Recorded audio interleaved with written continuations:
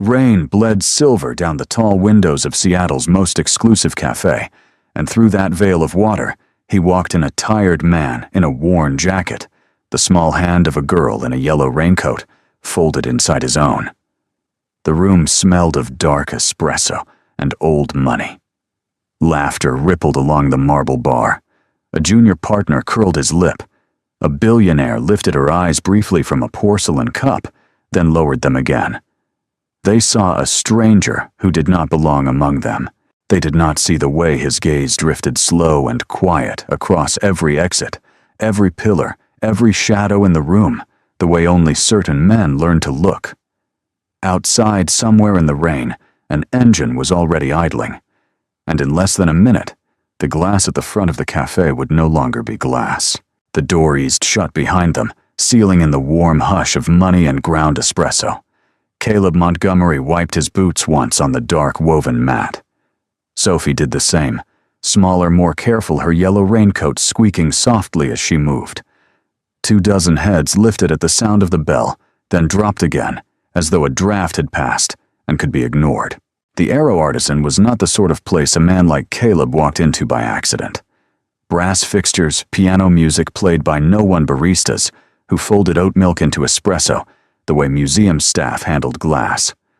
Old Seattle money, new tech money, the kind of stillness that cost $10,000 a square foot.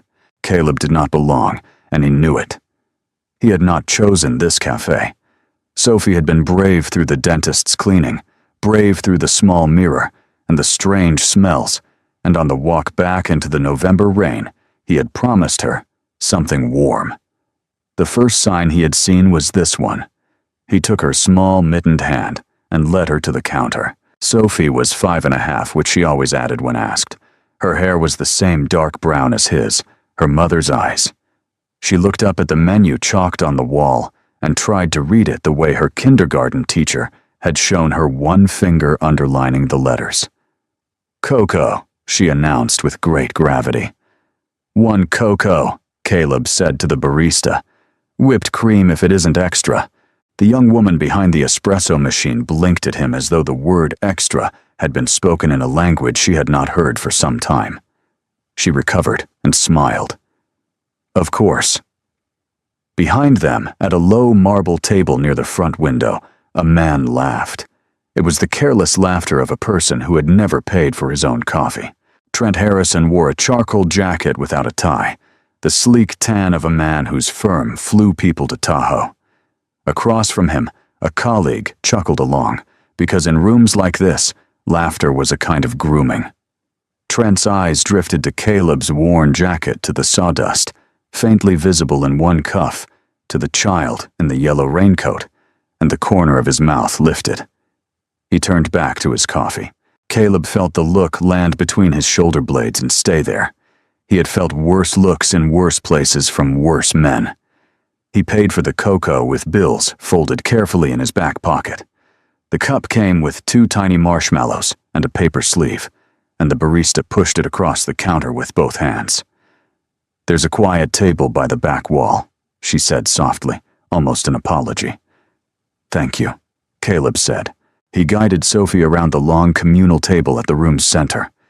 Halfway across, she stopped as 5-year-olds did to look at a brass mailbox that someone had decided was art. The cup tilted in her small grip. She did not drop it. She simply drifted it with the gentle unawareness of a child directly into the elbow of Trent Harrison's outstretched arm. The cocoa exploded over white linen and charcoal wool. For a second, the room held its breath. Then Trent rose his chair, scraping marble, and his voice carried the way voices did when men wanted them to. "Are you serious right now?" Sophie went very small. The cup, still half full, slipped from her fingers and hit the floor with a soft, ceramic sound. Her lower lip began to tremble. "This jacket is $2,000, Trent said, looking past her at Caleb. $2,000? Do you have any idea?" "Of course you don't."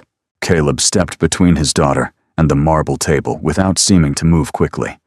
He crouched once and touched Sophie's shoulder lightly, twice the old signal. "You are safe, stay near." And then he stood again. I'll cover the cleaning, he said. His voice was low and even.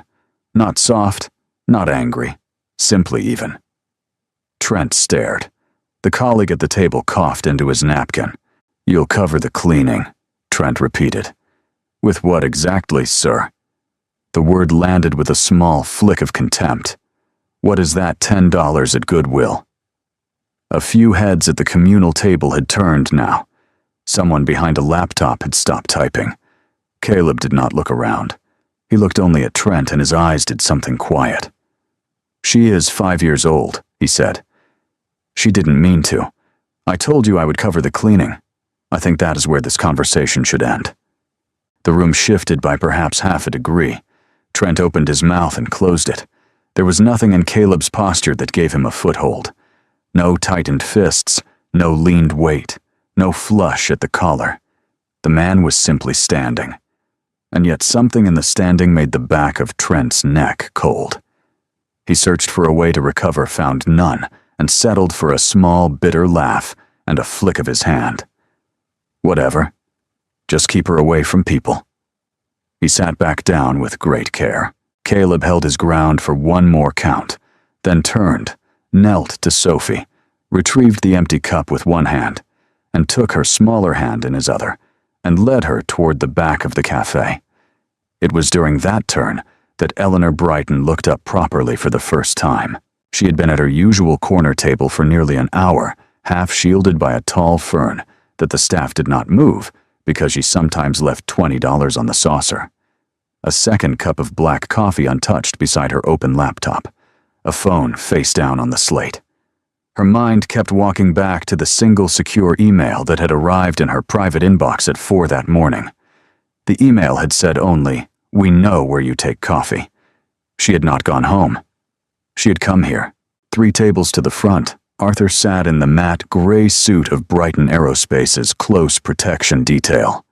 48 years old, 20 of them on her father's detail before hers. Ex-Army stillness most people never noticed.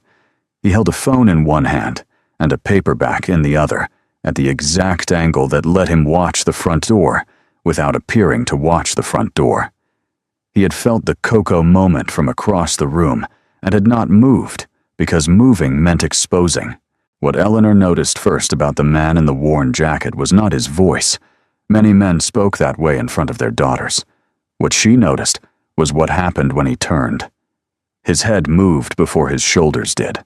His eyes traveled in clean sequence to the front door, then to the side service door, beside the pastry case, then to the second exit by the restrooms, then to the heavy support column behind Trent's table, and then, only then, to Arthur.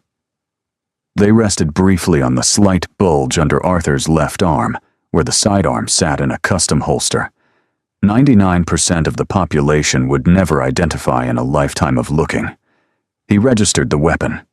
The bodyguard. He registered. Eleanor saw with a small inward jolt the bodyguard's right-handedness from the way the paperback was being held. His gaze touched her own table for less than a second. Found her. Filed her. Moved on. He led his daughter to the table beside her own 2 seats, over where the fern blocked the front window. Eleanor closed her laptop very slowly. She had grown up around men who carried weapons for a living. She knew the difference between a man trained to fight and a man trained to survive. The first crowded a room. The second disappeared into it. The man in the worn jacket had disappeared so completely that no one else in the cafe, not Trent, not the colleague, not even Arthur, had registered any of what she had just watched.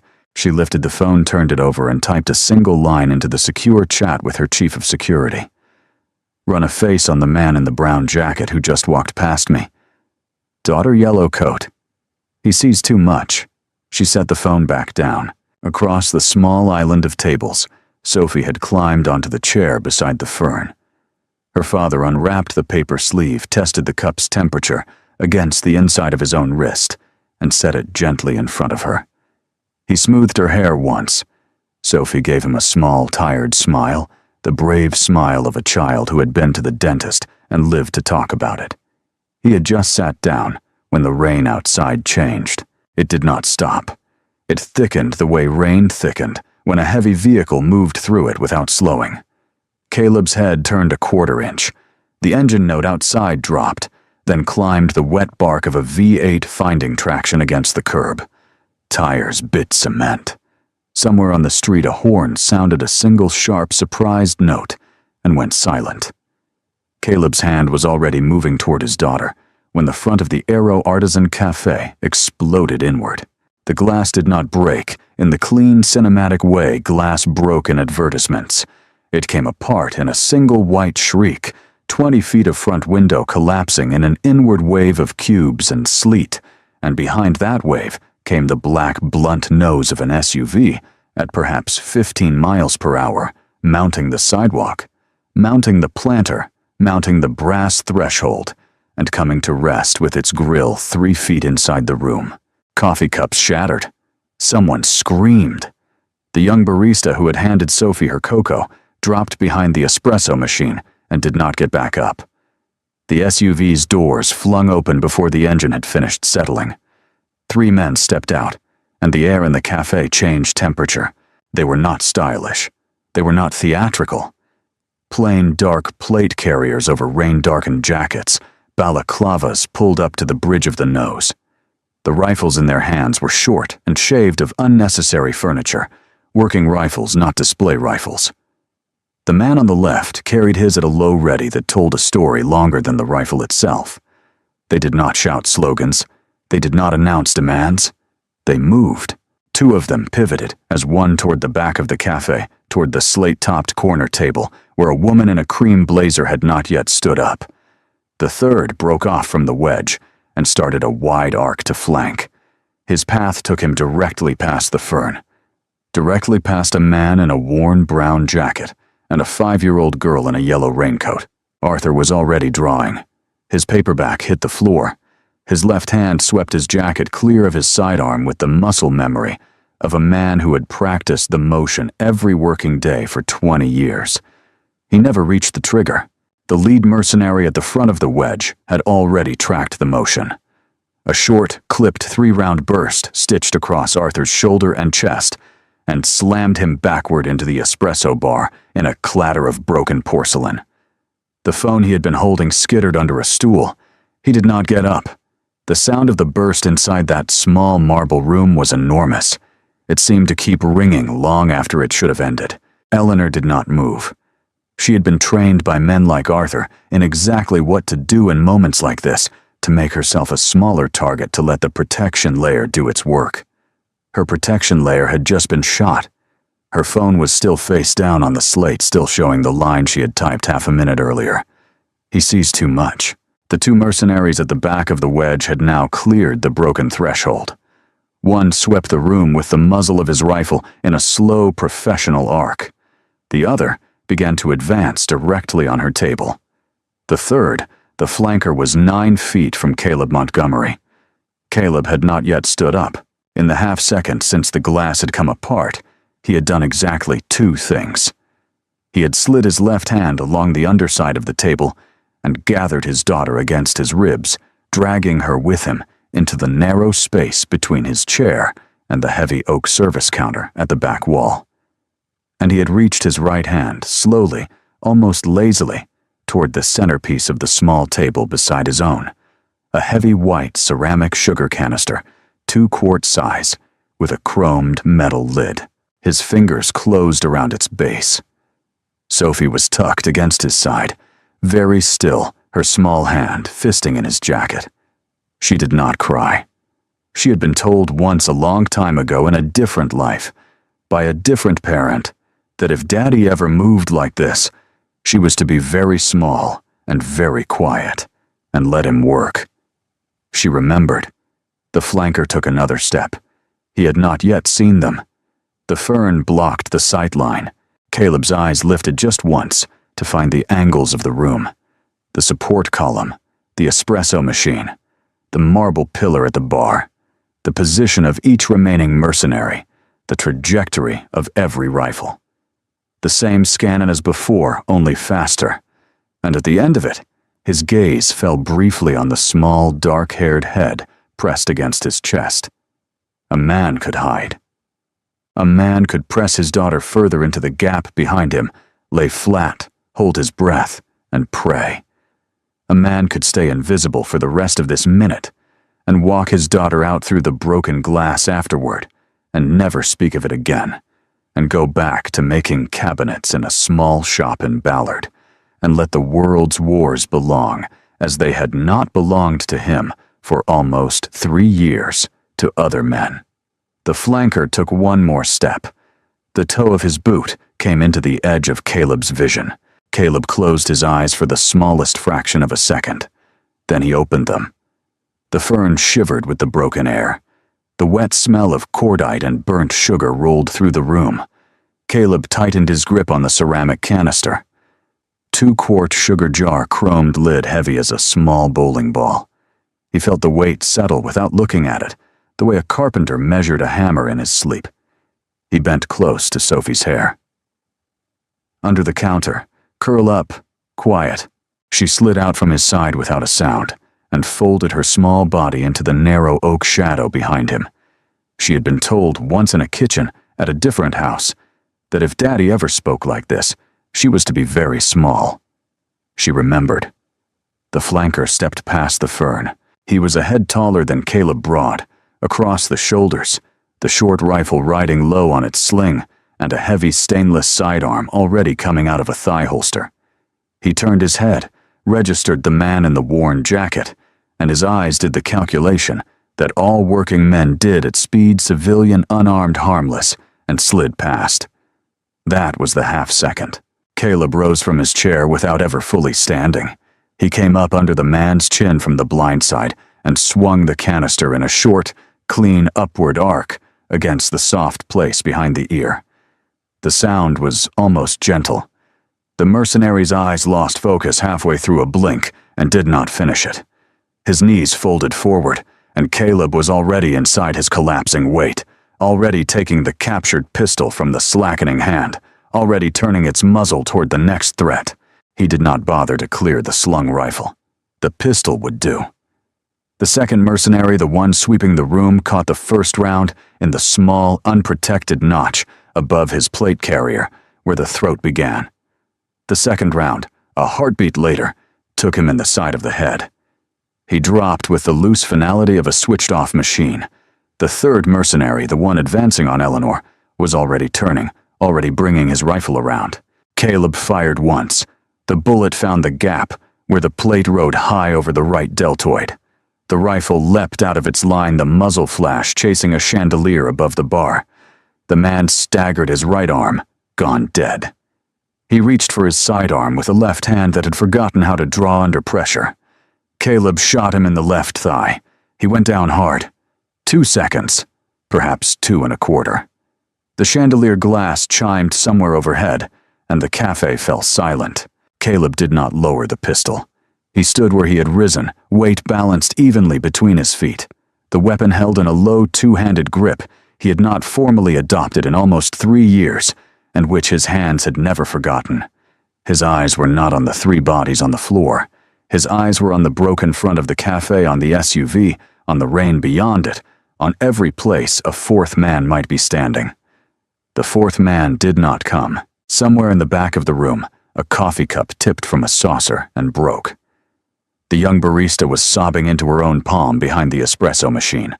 From a low crouch behind that same machine on the customer side, Trent Harrison was making a small, high sound he was not aware he was making. His charcoal jacket was wet with cocoa and something darker now. He stared at Caleb with eyes that had become very round and very young. Eleanor Brighton had not moved. She was upright in her chair, cream blazer untouched, hands flat on the slate table where she had set her phone face down a lifetime ago. Her eyes were on the man in the brown jacket, the way one looked at a piece of equipment one had been told did not exist. Across the room, Arthur stirred, a small, wet sound from his throat. His right hand twitched at his side. Alive then. Hit hard, but alive. Caleb registered all of it without seeming to look at any of it.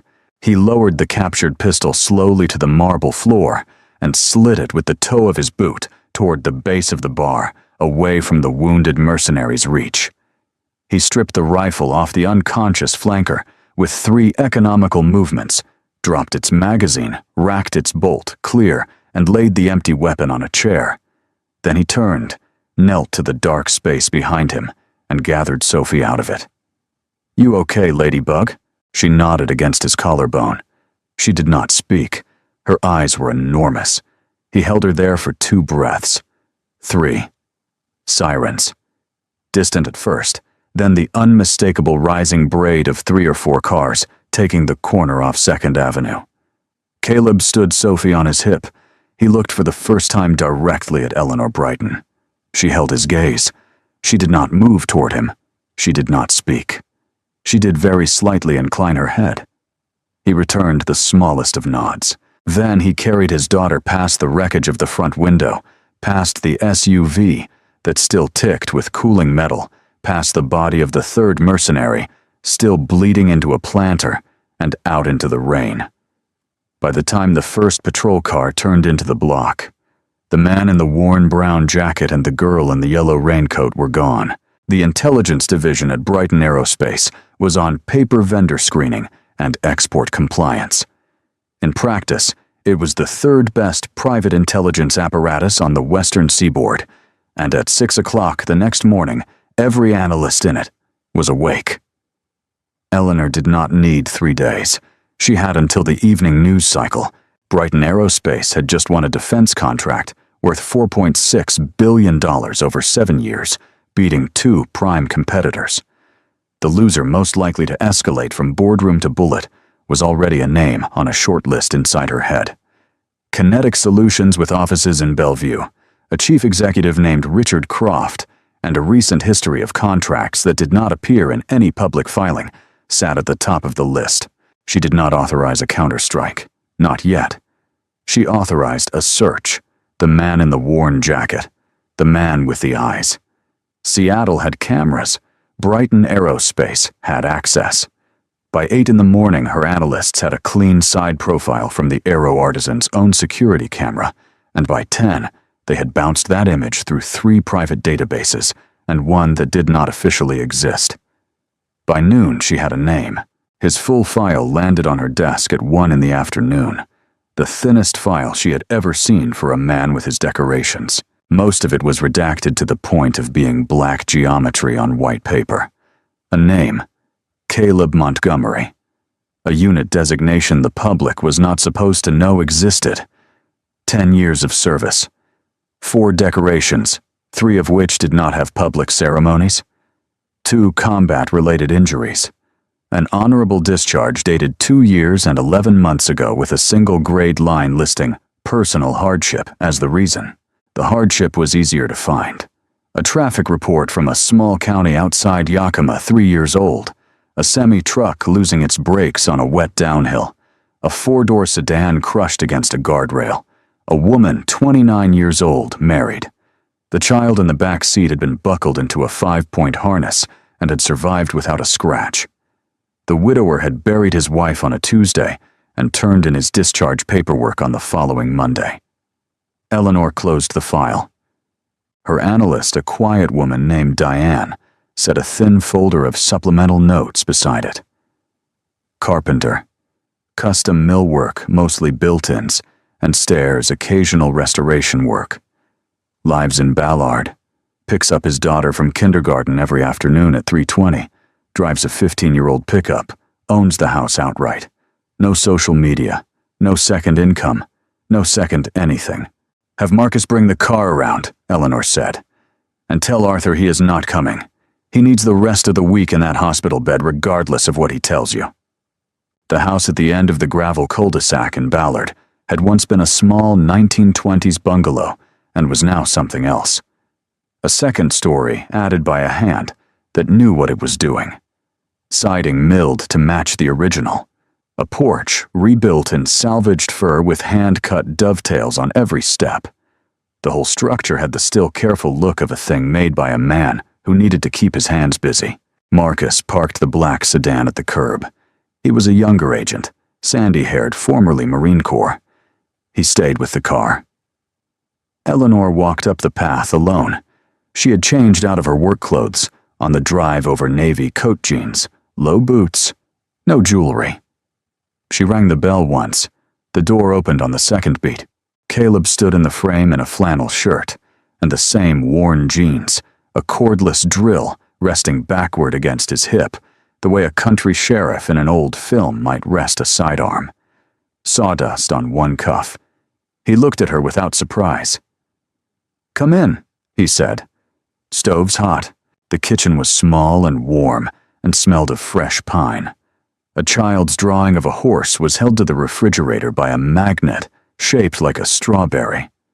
Sophie was at the table, sleeves rolled up, gluing tiny squares of pink, felt to a roof of unpainted basswood.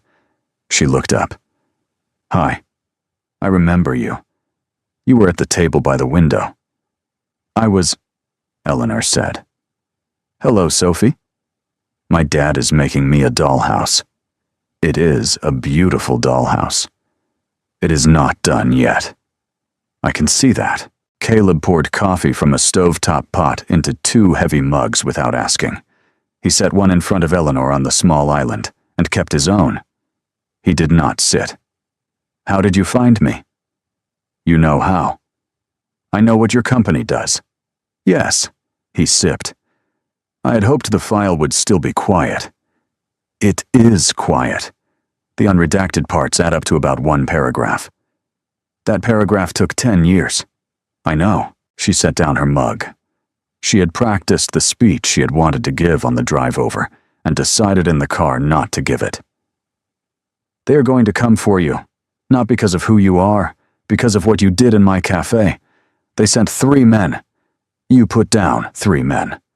That kind of arithmetic does not sit quietly in the kind of office I think it came from. You know which office. I have a strong guess. I would like to make it certain. And I would like to make them stop before they decide the next set of 3 should be a set of 10 in a different place when I am standing somewhere I cannot see them coming."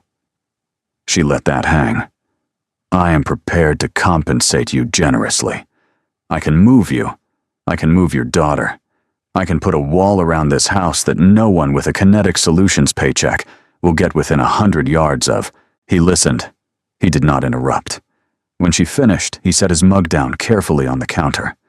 "I appreciate the offer. But I have fought enough wars, Miss Brighton. I am 36 years old. I have a daughter who can read the word elephant and is still afraid of the dark. She does not have a mother.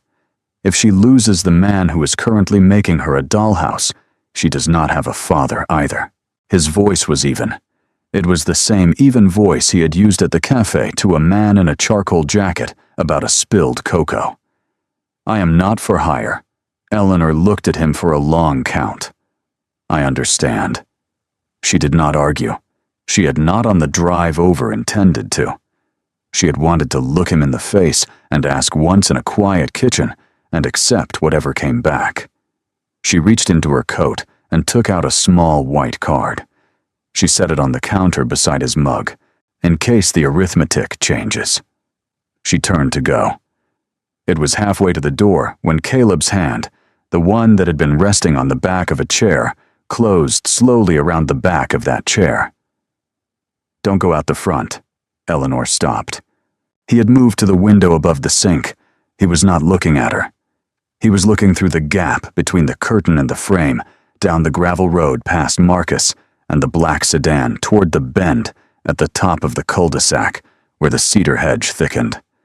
A second vehicle had appeared there, a windowless dark gray van. It had not moved in 4 minutes. "How long?" Eleanor asked. "Since before I opened the door for you. You let me come in anyway. You were already on the porch. Sending you back out would have lit them." She walked slowly to stand at his shoulder and looked. The van's grille sat a fraction of an inch off center. The antenna stub on the roof was thicker than a civilian unit. The windshield carried a faint optical haze along the lower edge that civilian windshields did not have. "Armored," she said, "and blacked." "And they brought a second one." He pointed without raising his hand, with only a small lift of his chin toward the wooded easement behind the house. A second van, backed in tight against the trees, almost invisible. "Marcus is at the curb. He's good. He's one man. He won't make it past the first door."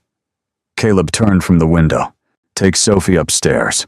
Her room is at the back, the small one with the round window. Lock the door, push the dresser against it, sit on the floor against the bed, and do not stand up no matter what you hear until I come for you. Caleb. Now please." Eleanor did not protest. She crossed the kitchen, lifted Sophie from her chair, with the easy practice of a woman who had picked up small cousins all her life, and carried the unpainted basswood roof along with her up the narrow stairs. Caleb went to the hall closet. There was no rack of weapons in it. A tool belt, 2 pneumatic nail guns, a coil of climbing rope from a different decade, 2 flares from a marine kit, a small first aid bag, an unopened canister of construction-grade flash powder used to mark joists in dark crawl spaces. He took all of it. He took the screwdrivers too. In the small upstairs bedroom, Eleanor pushed the dresser against the door and lowered herself onto the rug. Sophie climbed into her lap without being asked. The half-built dollhouse roof clutched against her chest and looked up at Eleanor with the round, wide eyes of a child who had decided to be brave in the manner of grown-ups. "What is your daddy doing?" Eleanor asked gently. "Sometimes he fixes the house when there is a storm," Sophie said. "He says fixing is loud. He says we sit quiet upstairs until the fixing is done." That sounds like a good rule. It is a good rule. Outside, somewhere in the woods, an engine that had been idling fell silent. A door clicked open. Another. The man stepping down from the rear van's passenger side was older than the operators with him, and dressed differently and moved differently. A weathered canvas field jacket, no plate carrier, no balaclava. A short bolt-action carbine in a sling. A face that had spent too many years in dry country and not enough years smiling. Brody Hayes had a contract on his desk in Bellevue that morning that had originally listed only the woman in the cream blazer. By lunchtime, after a brief phone call from Richard Croft, the contract had grown a second name and a second address. He had not asked questions. The numbers at the bottom of the page had been enough. The van at the head of the cul-de-sac was overwatched, 2 men inside eyes on the road, ready to seal the exit if a neighbor wandered too close. The work would come from the back. Hayes sent his 3 operators down the wooded easement to stack on the back porch. He himself would go in alone through the front. The house had a bay window. Bay windows were doors that no one trained for. Below the small upstairs bedroom, the back door clicked, not the front. The back. A man came through it, the way trained men came through doors. Fast, low rifle leading 2 more in a stack behind him. They moved with the practiced economy of operators who had done this for a living in places that did not have neighbors. The first man's boot caught a length of climbing rope, rigged ankle-high across the kitchen threshold, and his momentum carried his upper body forward at a speed his lower body had not been told about. He fell into the open doorway of the pantry, a pneumatic nail gun propped on a stool and triggered by a length of fishing line tied to the doorframe, fired once at 500 pounds per square inch. The galvanized nail entered the man's neck just under the jaw. He made a small sound and went down on top of his own rifle. The second man was prepared for the tripwire. He stepped over the fallen body, called a sharp clearing call to the man behind him, and swung his muzzle into the kitchen. A small canister of flash powder mounted in the underside of the cabinet, directly above the doorway, ignited. White. Pure, eye-killing, retina-bleaching white. The man's rifle came up on reflex and fired 3 rounds into the ceiling. The third man behind him, half-blinded, returned fire wildly into the dining room. Caleb came out of the dining room from the side, low with a framing hammer in one hand and a long carpenter's chisel in the other, and he was on them before they had finished refinding the room. The hammer took the second man behind the ear. The chisel went under the third man's arm into the soft place above the plate carrier, where the strap met the chest. Both men went down. That left Hayes. Brody Hayes did not enter through the back door. He entered through the bay window of the dining room, in a clean, controlled crash, through a single layer of glass, with the small, economical movements of a man who had been kicking in windows for a living since before the Patriot Act had been signed. He landed inside the dining room behind Caleb and fired before his boots had finished settling. The round caught Caleb in the back of the right thigh, 2 inches above the knee. He went down on the same knee hard.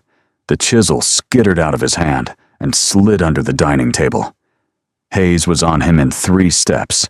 He kicked the chisel further away. He kicked the hammer out of the other hand. He set the muzzle of his rifle against the back of Caleb's skull, gently the way a man might set a key against a lock. "Down," Hayes said. Soft voice. Calm voice. All the way down. Caleb went the rest of the way to the floor. The wound at the back of his thigh was bleeding freely now. He could feel the warmth of it spreading under his jeans. Hayes spoke into a throat mic. "Tower, Hayes. 3 down. Carpenter pinned. Female and the kid." A small voice answered something in his ear. "Copy. Hold." The rifle did not move from the base of Caleb's skull. Upstairs in the small bedroom with the round window, Sophie tilted her head against Eleanor's shoulder. "The fixing is taking a long time today," she whispered. Eleanor stroked her hair and did not answer.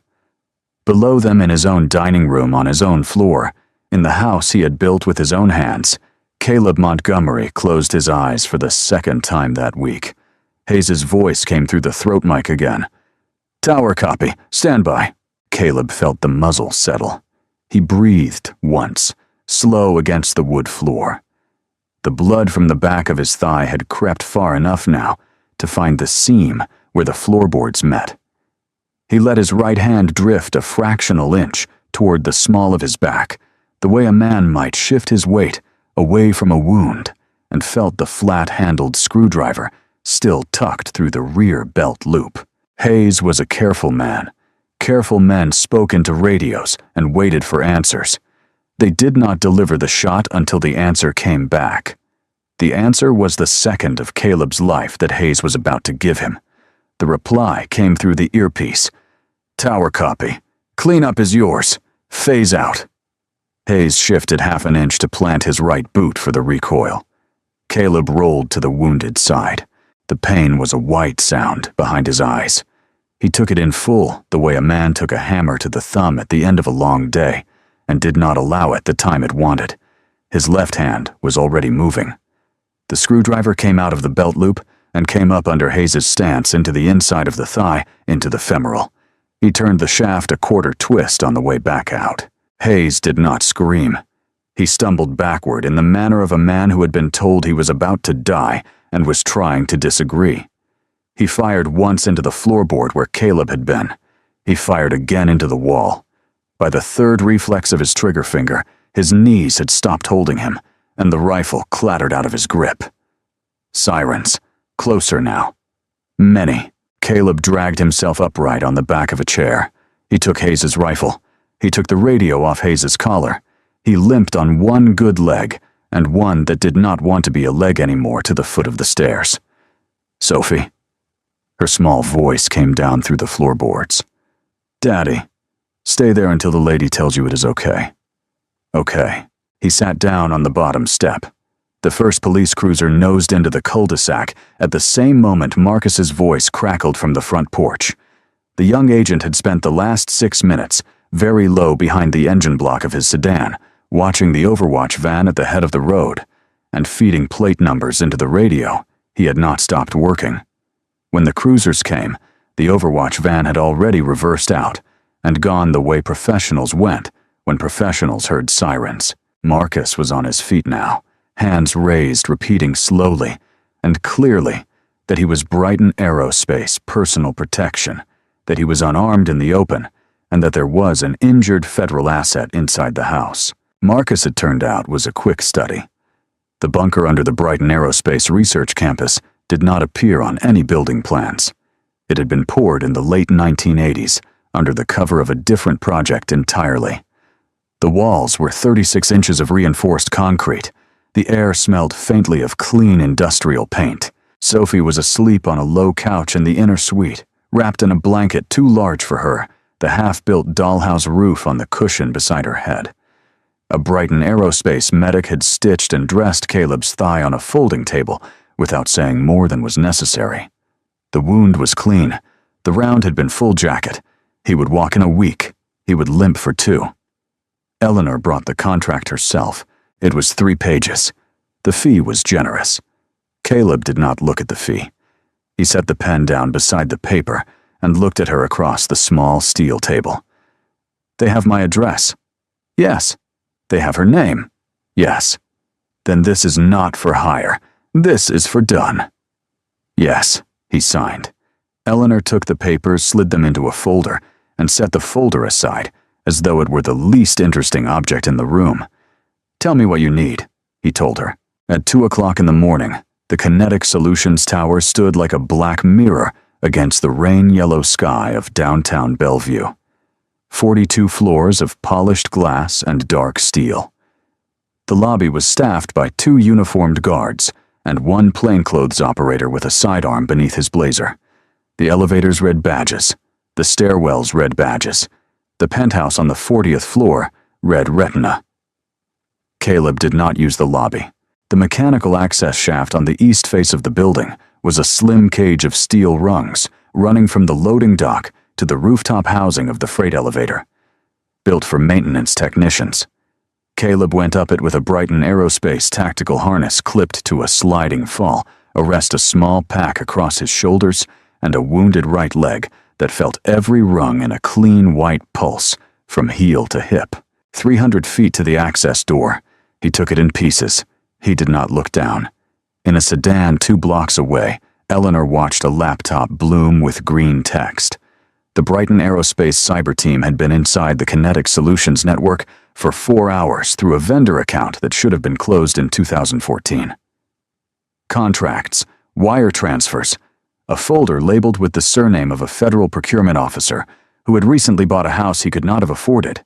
I have him at the 38th, her cyber lead murmured. Service stairwell, cameras dead in a 6-floor stack. How long? Eleanor asked. 8 minutes for the rest of the files, maybe 10. Tell him 8. The penthouse foyer was carpeted in a color that had taken a designer a long afternoon to name. The 2 close protection men at the inner doors were ex-special forces, and very good, and very expensive, and the man in the worn jacket who came around the corner of the service hallway took both of them out of the fight before either had finished registering that the service hallway had a corner to come around. The first went down to a strike that did not look like a strike. The second went down because the first man's weight had collapsed into him. Caleb stepped over both. He did not need the retinal scanner. The inner door had been propped open with a small brass weight, the way an executive who did not expect visitors that night might prop a door for the night cleaner. Richard Croft was at his desk. He was a tall man, late 50s, in shirt sleeves with the cuffs rolled, a short tumbler of something amber at his elbow. He had been watching on a wall monitor that had now gone to static, a feed from a small Ballard cul-de-sac that should have given him different news than it had given him. He looked up. Caleb closed the door behind himself. Mr. Croft. Mr. Montgomery. A small civil nod as though this were a meeting that had been scheduled. You are a difficult man to kill. I am a man with a daughter. I am told the 2 are correlated. Croft's hand drifted casually toward the underside of his desk. Caleb allowed it to travel a full inch before he spoke. There is a button under that desk. It does 3 things. It locks the penthouse. It calls your private security detail on the floor below. And it sends a wipe command to the server cluster on the 38th floor. None of those 3 things will help you tonight. The hand stopped. Caleb crossed the room. He set Hayes's rifle on a side table where Croft could see it, but not reach it. My friends have your files. All of them. The procurement officer in Arlington, the senator's daughter at the brokerage, the 4 men in Yemen, the contract on the woman you tried to take at the cafe, the contract on me, the contract on my daughter. The Bureau has begun reading those files in a building 40 miles from here. They will be at your lobby in approximately 12 minutes. Croft sat very still. You came here to kill me, he said. No. Then why? Caleb leaned both palms on the edge of the desk. The desk lamp caught the side of his face. He looked tired in a way that had nothing to do with the climb. "Because I wanted you to know who came." He took Hayes' rifle off the side table on his way out. He did not look back. The bureau breached the lobby at 14 minutes past 2. Croft was still at his desk when they reached the penthouse. He had not moved. By morning, 42 federal charges had been filed. By the end of the week, 3 congressional staffers had resigned. By the end of the month, Kinetic Solutions had ceased to exist as a name on a door. The rain stopped on Saturday. The Ballard house had a fresh sheet of plywood over the bay window and a tarp pinned to the cedar shingles where Hayes had come through. Inside, the dining room had been swept, and the walls had been patched, and the smell of fresh paint mingled with the smell of fresh coffee. Caleb was at the kitchen table in a clean flannel, his right leg propped on a second chair, a small magnifier clamped over the half-finished dollhouse roof. He was gluing tiny pink felt shingles in even rows. Sophie was on the floor beside him with a box of crayons and a list of things the dollhouse needed in her careful kindergarten handwriting. Curtains, a dog, a bed for the dog. The knock at the front door was soft. Eleanor stood on the porch in a long charcoal coat and no jewelry. No car at the curb. No agent on the path.